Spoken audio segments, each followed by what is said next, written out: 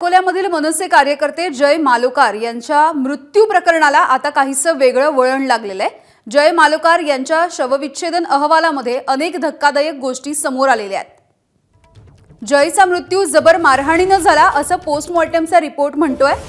अकोल्यामधील मनसे कार्यकर्ते जय मालोकार यांच्या मृत्यूचे हे प्रकरण आहे आणि याविषयी बोलूयात उमेश अलोने आमचे प्रतिनिधी आहेत आपल्या सोबत। उमेश, यामिनी 30 जुलैची घटना आहे। अकोल्याच्या शासकीय विश्रामगृहावर मनसेच्या कार्यकर्त्यांनी आमदार अमोल मिटकरी यांची गाडी फोडली होती आणि या राड्यानंतर मोठा रोष आणि एक मोठं राजकारण राज्यात रंगलं होतं।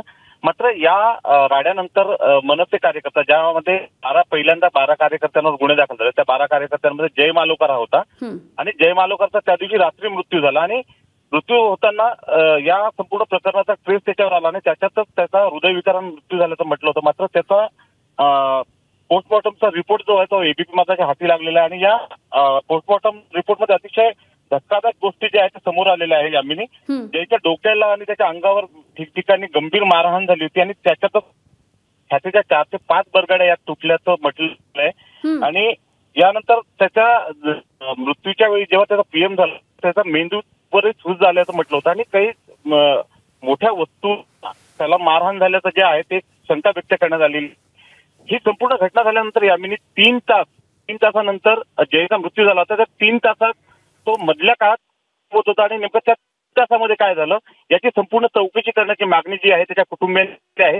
यासोबत आपल्या सर्व कुटुंबियांच्या जीवाला धोका असल्याचं एक्सक्लुझिव्ह जी बातमी एबीपी आहे आणि आपल्या कुटुंबाला पोलीस संरक्षण मिळावं अशी मागणी त्यांनी सरकारकडे केली आहे। यामिनी, तर 30 जुलैला मनसे आणि राष्ट्रवादी काँग्रेसचा हा राडा झालेला आपण पाहिलेला होता। अमोल मिटकरी हे त्यावेळेला अकोल्यात होते आणि त्याच वेळेला त्यांच्या गाडीवरती हल्ला करण्यात आलेला होता आणि त्यामुळे मिटकरींचे समर्थक आणि मनसेचे कार्यकर्ते आमने सामने आले होते आणि या राड्याच्या नंतर रात्रीच्या वेळेला जय मालोकार यांचा मृत्यू झालेला होता। जय मालोकार यांचा मृत्यू ज्यावेळेला झाला त्यावेळेला हृदयविकाराच्या झटक्यामुळे त्यांचा मृत्यू झाला हे कारण समोर आलेलं होतं।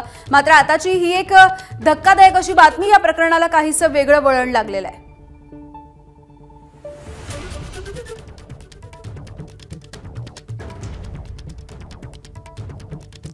तर जय मालोकार यांच्या शवविच्छेदनाचा अहवाल समोर आलाय आणि अनेक धक्कादायक गोष्टी सुद्धा या शवविच्छेदन अहवालामधून समोर येत आहेत। जय मालोकारचा मृत्यू जबर मारहाणीने झाला असं यामध्ये नमूद केलंय।